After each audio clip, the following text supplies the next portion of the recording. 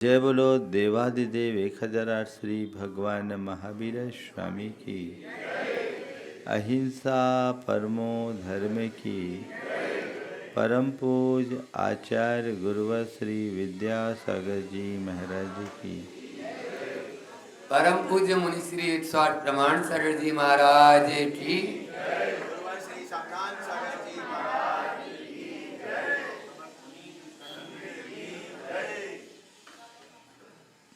अगर किसी व्यक्ति को और दीनहीन व्यक्ति को अचानक कोई बड़ी निधि मिल जाए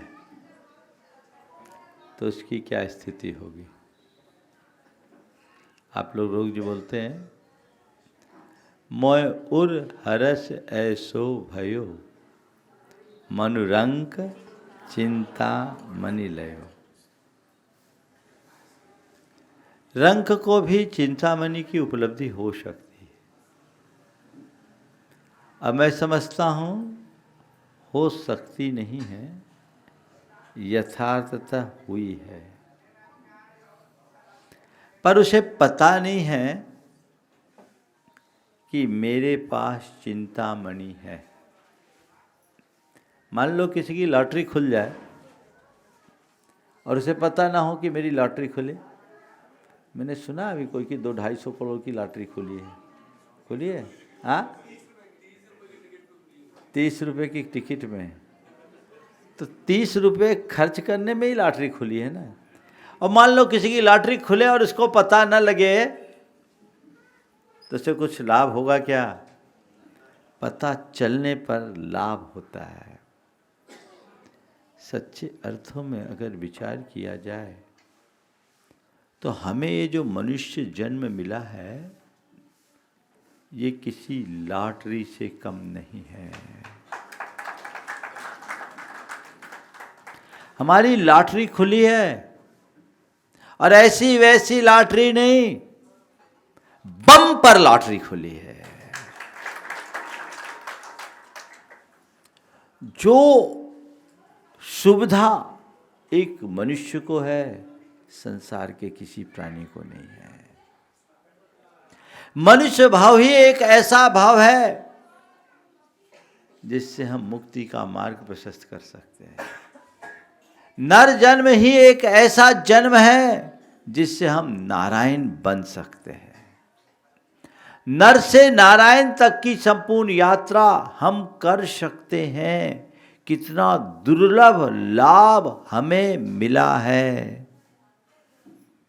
कभी ऐसा एहसास होता है? बोलो, मैं भाग्यशाली हूं, ऐसा एहसास होता है? सब रोना तो रोते हैं। कई लोग कहते हैं मेरा भाग्य फूटा है। अरे भाग्य फूटा होता तो मनुष्य कैसे बनता? तेरे से बड़ा इस धरती पर और कोई प्राणी नहीं, क्योंकि तू मनुष्य बना है। नर काया को सुरपति तर से सो दुर्लभ प्राणी, उस अवस्था को हमने प्राप्त किया। लेकिन विडंबना केवल ये है कि तुम्हें उसकी दुर्लभता का और उसकी मूल्यवत्ता का आभास ही नहीं है। इस मनुष्य जीवन का कितना महत्व है पता है? कितना मूल्य है इसका पता है? शायद पूरे जीते जी नहीं चलता, हम ध्यान ही नहीं देते। मरते समय मुख से अफसोस और हाय जरूर निकलता है कि हाय मैं कुछ कर न सका। यही होता है। 4 बातें आज के संदर्भ में मैं कहूँगा। योग, प्रयोग, योग, प्रयोग, प्रेरणा, पुरस्कार। 4 शब्द है। योग अर्थात किसी का लाभ मिलना, किसी को पाना। थोड़ा सा उधर देखिएगा, शायद आप ही लोगों की व्यवस्था में लगे हो लोग। एक जन सब मत जाओ। योग कोई लाभ मिलना, प्रयोग लाभ उठाना। लाभ मिला है, इस जीवन में भरपूर लाभ मिला है। कभी एहसास हुआ? मनुष्य जीवन की प्राप्ति ही जीवन की एक बहुत बड़ी उपलब्धि है, और हम मनुष्य बने पर साधारण मनुष्य नहीं बने। इस धरती पर बहुत से ऐसे भी मनुष्य विचरते हैं जो मनुष्य होकर के भी पशुओं से बदतर जीवन जीने को मजबूर हैं। सड़क चलते अनेक भिखारी मिल जाएंगे, अनेक दीनहीन मिल जाएंगे, अनेक अपंग और अपाहिज भी मिल जाएंगे, मिलेंगे, अनेक अनाथ अनाश्रित भी मिल जाएंगे, अनेक बीमार और लाचार भी दिखाई पड़ जाएंगे। पढ़ते हैं कि नहीं पढ़ते?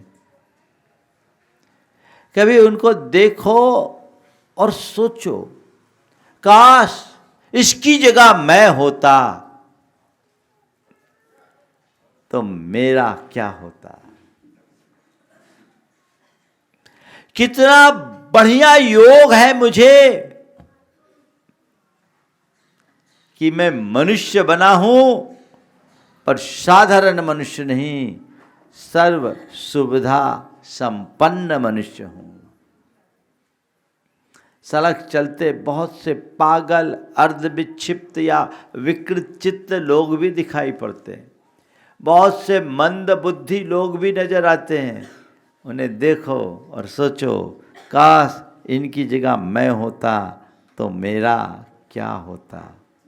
लेकिन मैं निश्चित रूप से भाग्यशाली हूँ, क्योंकि मैं आज सर्व सुविधा संपन्न, स्वस्थ, समृद्ध, समर्थ और स्वाश्रित जीवन जी रहा हूँ। योग मिला है, दुर्लभ है। इतना ही नहीं, भरा पूरा परिवार है, बहुत से अनाथ अनाश्रित लोग भी हैं, बहुत से हैं जिनका परिवार तो रहा लेकिन काल कवलित हो गया। कोविड ने तो न जाने कितनों को अनाथ किया, और कब किसके साथ कैसी घटना घट जाए कोई भरोसा है? एक पल का भरोसा नहीं।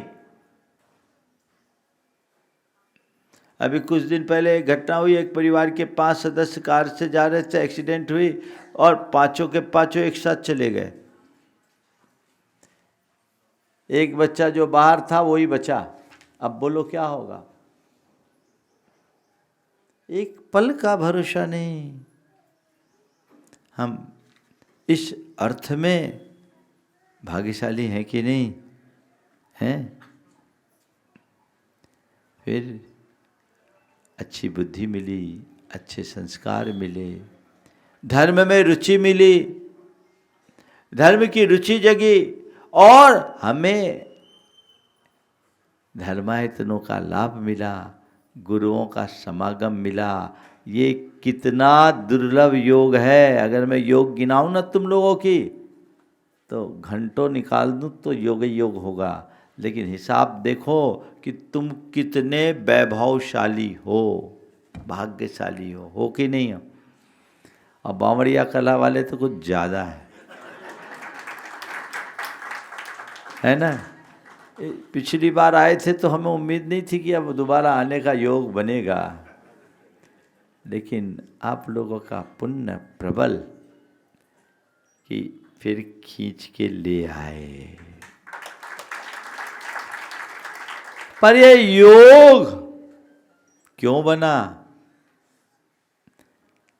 केवल योग से योग नहीं बना।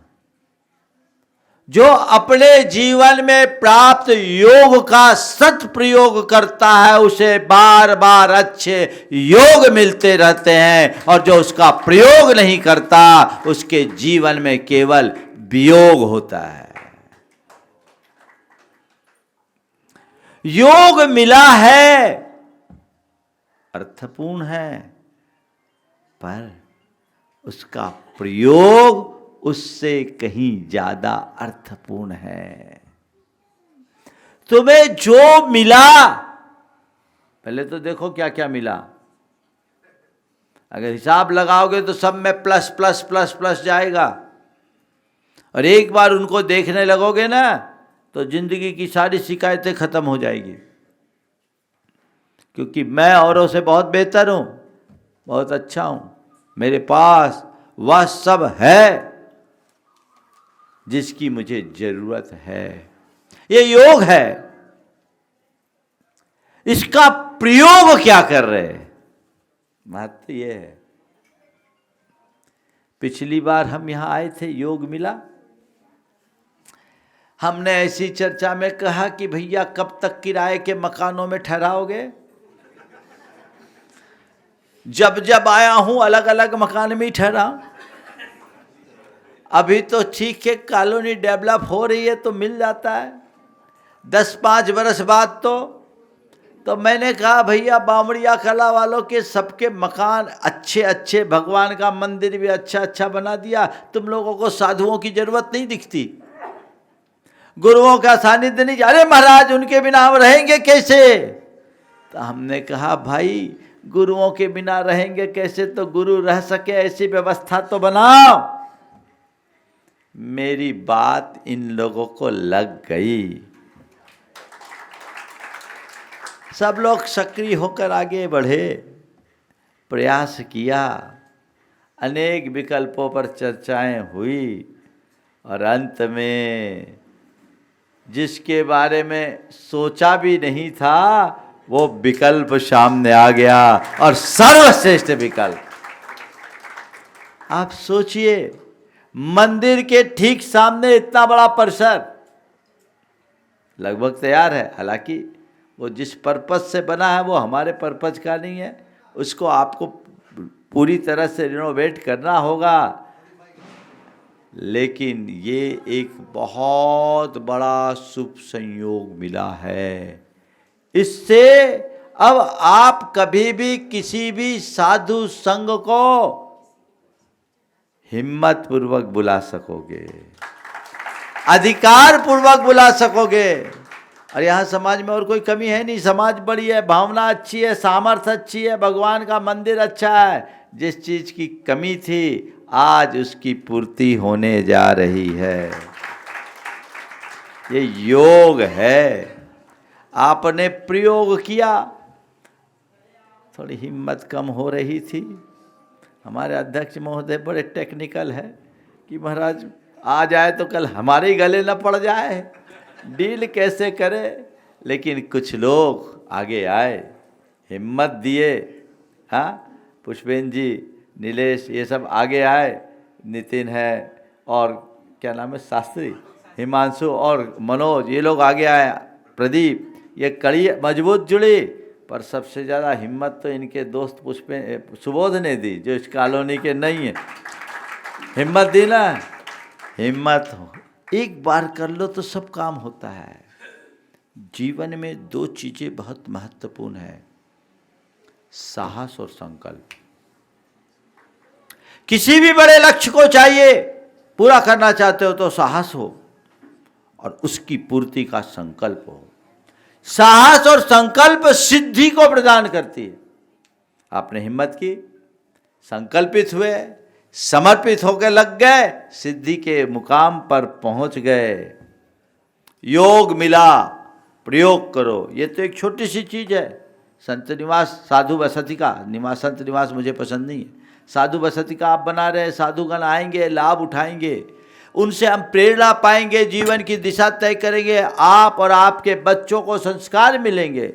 गुरुओं के सानिध्य के बिना गृहस्थों का उद्धार नहीं हो सकता, क्योंकि दान, पूजा, शील, उपवास रूप चतुर्विध धर्म का पालन तभी तक होगा जब तक आप सद्गुरुओं की शरण में रह पाओगे। उनसे पूछो जो चाहते हैं पर उनको सानिध्य ही नहीं मिल पाता। आप सब बहुत भाग्यशाली है। सन 1993 की बात है, गुरुदेव ने रामटेक में थे, मैं वहीं था। गुरुदेव के कक्ष के पास ही मेरा कक्ष था। एक परिवार आया, आंध्र प्रदेश से आया था, विशाखापत्तनम से। आकर के गुरुजी के दर्शन करने के बाद मेरे पास आए। उनके जो प्रमुख थे 65 साल के थे। माइनिंग का बहुत बड़ा कारोबार, नाम तो मुझे स्मरण नहीं है। उन्होंने कहा, महाराज जी आज गुरुदेव के दर्शन करके मुझे ऐसा लग रहा है कि हमने अपने जीवन में एक बहुत बड़ी चीज खोई थी जिसे आज हमने पाया। 65 साल का मेरा जीवन व्यर्थ हो गया। मैंने कभी सोचा भी नहीं था कि जीवन का ये भी रूप हो सकता है।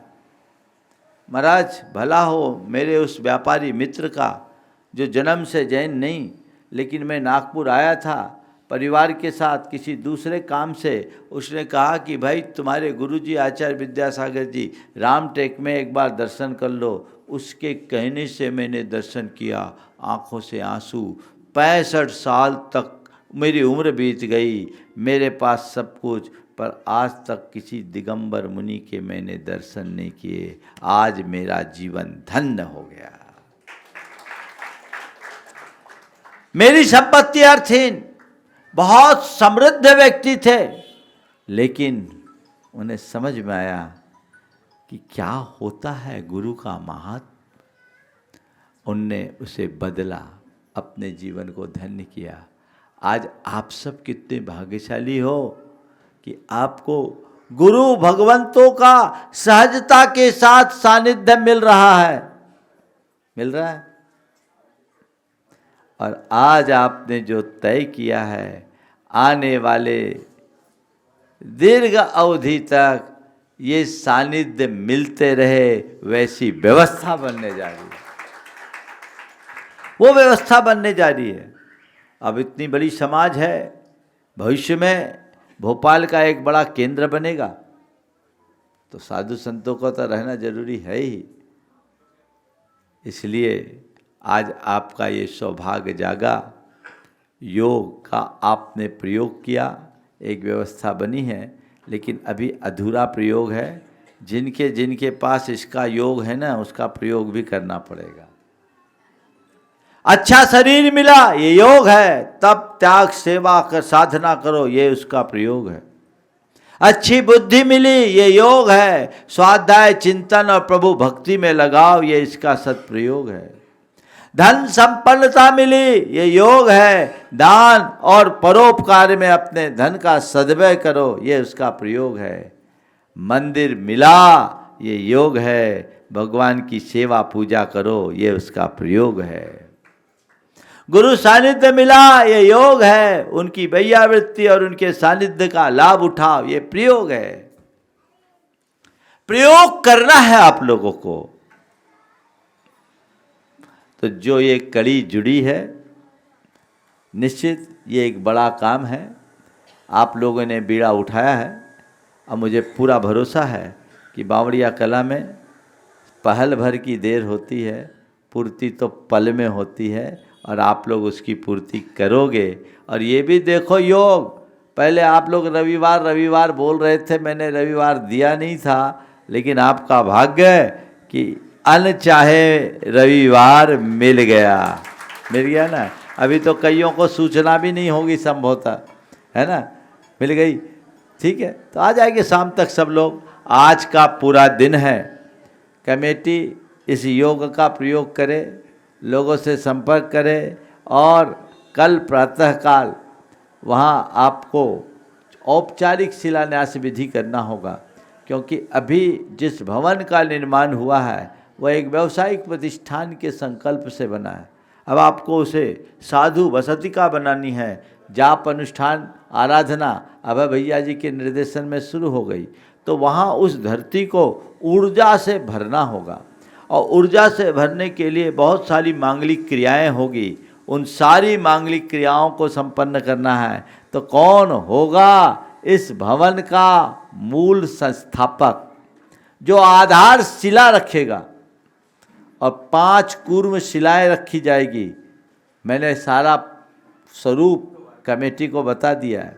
तो यह मूल आधारशिला और 5 कूर्म शिला की स्थापना जो करेंगे उन सब का उल्लेख मंदिर के मूल, इस साधु वसतिका के मूल शिलान्यासकर्ता के रूप में उसमें अंकित होने वाले ताम्र पत्र में रखा जाएगा और वहाँ जो शिलापट्ट होगा उसमें लिखा जाएगा। इसके लिए जो आपने व्यवस्थाएं बनाई है, मैं चाहूँगा दिन भर मेहनत कर लो और शाम के शंका समाधान में उन परिवारों को यहाँ से घोषित करे। ये महान पुण्य का अर्जन है। हालांकि बावड़िया कला में तो ऐसे ऐसे लोग भी बैठे हैं जो अकेले पूरा साधु वसतिका का निर्माण करा सकते हैं। करा सकते हैं कि नहीं? मैं नहीं चाहता कि अकेले करो, सब मिल के करो। चाहूँगा तो वो भी हो जाएगा, लेकिन मिल के करे। ये 5 और 1 6 नाम पहले चाहिए, बाकी और नाम जो होंगे सो होंगे। ये सब काम करिए। मैं तो हमेशा जब भी मेरे पास कहीं के कोई शिलान्यास वाले आते हैं तो मैं कहता, भैया हमारे सानिध्य में शिलान्यास कराने का मतलब है 80% काम पहले हो जाए, बाद में कार्यकर्ताओं का समय पैसा उगाही में नहीं काम करने में लगना चाहिए। तो आज आप सबको संकल्प लेना है। साधु वसतिका आप लोग चाहते कि नहीं चाहते? तो चाहते हैं तो उसके लिए सबको लगना होगा। महिलाएं अपने घर मन में बात बना ले, अपने घरों में चर्चाएं शुरू कर दे कि जो महाराज ने चाहा है, यहाँ हम लोगों ने सोचा है और जैसा महाराज श्री ने कहा है उससे बढ़ कर के हम काम करें। संभावनाएं बहुत बड़ी है और आपको उसी के अनुरूप आकार देना है। हर परिवार का हाथ उसमें लगना चाहिए। मूल में तो मैंने बोला ही, और भी पूरी नीचे की योजनाएं हैं जिसकी चर्चा अभी मैं चाहूँगा कि जो आपने पहले योजना बनाई थी अगर आपके पास उपलब्ध है तो वो सारी घोषणाएं कि इस रूप में लोग जुड़ सकते हैं। आप जुड़िए। बोलियाँ मैं पसंद नहीं करता और बुलवाए बिना रहता नहीं। आप लोगों को बोलना है और बोल करके उसका प्रयोग करना है। योग तो खूब मिलते हैं, प्रयोग करने वाले बहुत कम होते हैं। हम खुद प्रयोग करें, औरों से प्रयोग करने की प्रेरणा लें और औरों को प्रेरणा दें, तब हमारा जीवन पुरस्कृत होगा। बंधुओं, आज हमारे बीच एक ऐसा परिवार जिनका उल्लेख मैं अक्सर अपने प्रवचनों में करता रहता, आज मुझे बहुत प्रसन्नता हुई। हमारे समाज के लिए एक कैसा आदर्श।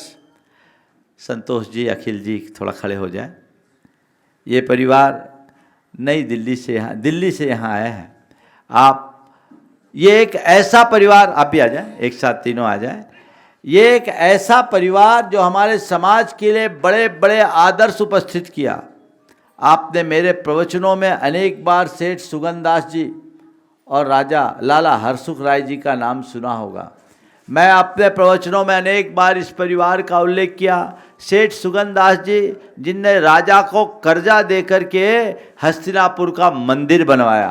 क्या भाव! हस्तिनापुर के में अकाल पड़ा, राजा को पैसे की जरूरत पड़ी। सुगंदास जी की बहुत बड़े संपन्न धनाढ्य व्यक्ति थे और उनके पास दीवान आया कि आज राजकोष में धन की कमी है, आप कुछ उधार दे दें। उनने अपने मुनीम से कुछ कहा, पैसा दिया, पूरा पैसा जमा हो गया। और जब राजा सुकाल होने पर पैसा लौटाने के लिए दीवान को भेजा तो उनने कहा, आपके यहाँ तो हमने 1 रुपया दिया ही नहीं। सेठ जी के मुनीम ने कहा, आपको हमने 1 रुपया दिया नहीं, हम आपसे ले कैसे सकते हैं? दीवान ने कहा, भैया तुम्हारे यहाँ अंधेर होगा, हमारे यहाँ तो नहीं है। सेठ जी के कहने से दिया और आपने दिया, हम ले गए। हम नहीं दिए होते तो क्यों आते?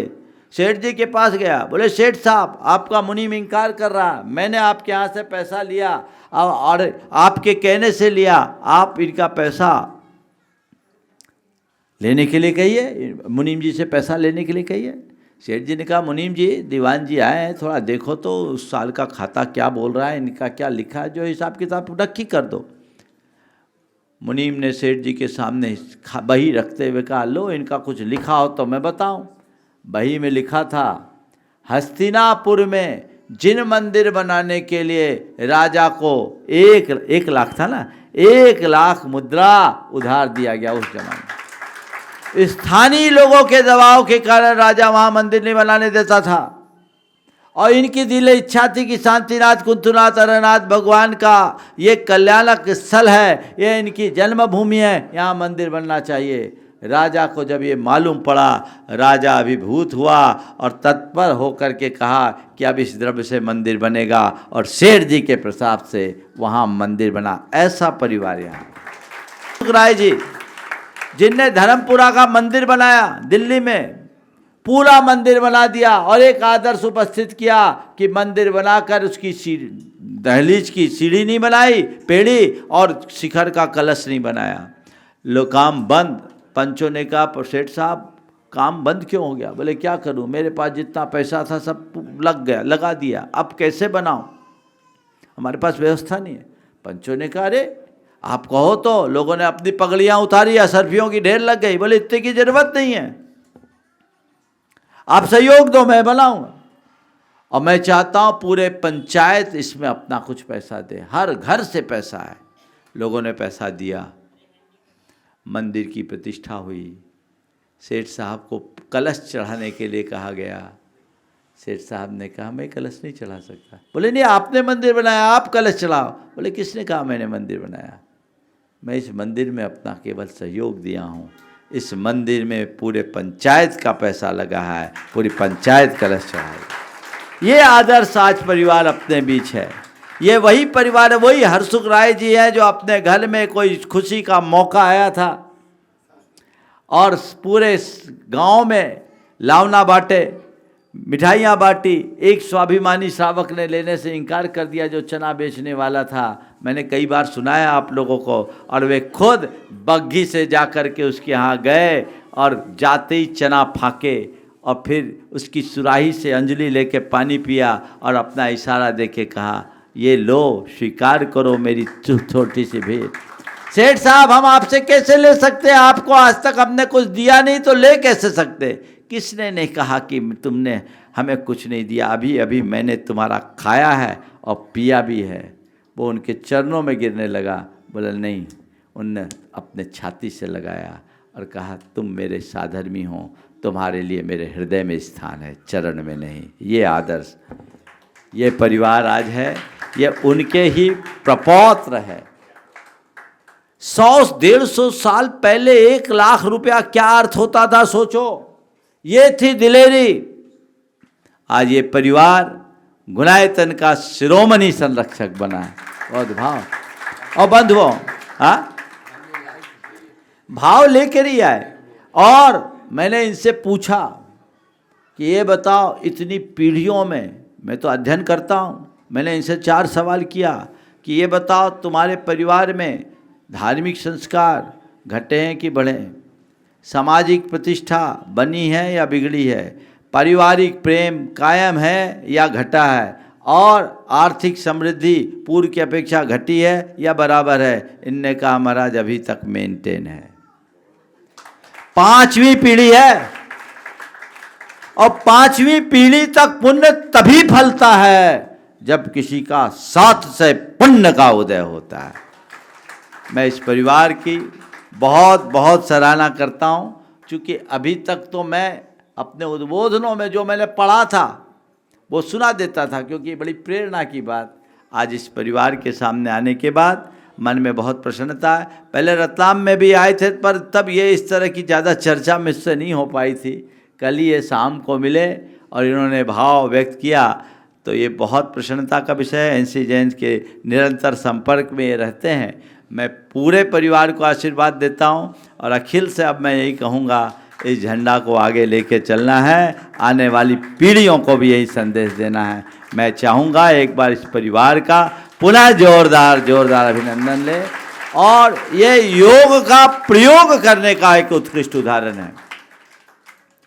संपत्ति लोग बहुत जोड़ते हैं और एक दिन छोड़ के चले जाते हैं, अपने बारिशों को सौंप के जाते हैं। कोई जरूरी नहीं कि तुम्हारी विरासत को तुम्हारी आने वाली पीढ़ी संभाल कर रखे ही, वो एक दिन खत्म भी कर देगी। लेकिन जो परमार्थ के कार्य में लगता है वो अजर अमर होता है और उसी से पुण्य प्रगाढ़ बनता है। इसलिए योग का प्रयोग करो। जहां अच्छा अवसर आए सदव्य करने में पीछे मत हटना। अपने समय का अपनी शक्ति का, अपने संसाधन का सदुपयोग करो, ये भाव अपने मन में जगना चाहिए। इसी से हम सबके जीवन का कल्याण होगा। मैं पूरे परिवार को बहुत बहुत आशीर्वाद देता हूँ।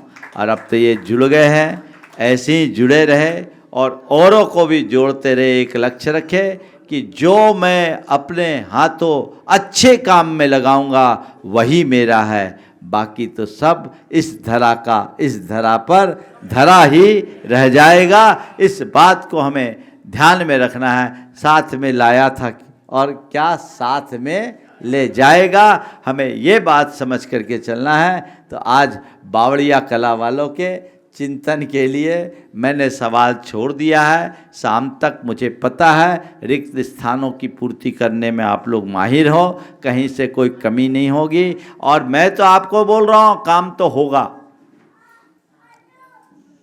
अब आपको ये नहीं करना सोचना काम कैसे होगा, आप तो ये सोचे कि इस काम में मेरा क्या लगा, बस ये सोचो। अब बिला उठाए तो काम तो होना ही है। सब मजबूत लोग लगे और मजबूती से लगे, मेरा क्या लगा और जो मैं अधिक से अधिक लगा सकूं वो प्रयास करो। समझ गए? तो आज एक आधारशिला रखने वाले, 5 कुर्मशिला रखने वाले, इसके बाद स्वर्णशिला, रजतशिला और ताम्रशिला की बातें हैं। अशोक जी आपको डिटेल बता देंगे और आप उस अनुरूप आगे की प्रक्रिया को पूर्ण करें। जो लोग भी यहाँ हैं वे अभी से अपने परिवारों में चर्चा कर लें। दोपहर में हम आधा घंटे का समय आप सबको इकट्ठे देंगे, उस समय तक आप बात कर लें और जो परिवार हो उनको मुझसे भी मिला दें। और फिर शाम को शंका समाधान में उनकी विधिवत घोषणा होगी। और कल का योग बहुत अच्छा है। कल 3 तारीख का मुहूर्त है। कल 3 तारीख के शुभ मुहूर्त में हम प्रातःकाल ये कार्य संपन्न करके फिर आगे की प्रक्रिया होगी। इसलिए हर घर का हाथ लगना चाहिए। अपने शक्ति के अनुसार जो उत्कृष्ट आप लगा सको वो लगाइए। ऐसी साधु वसतिका बने जो पूरे भोपाल में एक आदर्श बन सके। बोलिए अहिंसा परमो धर्म के।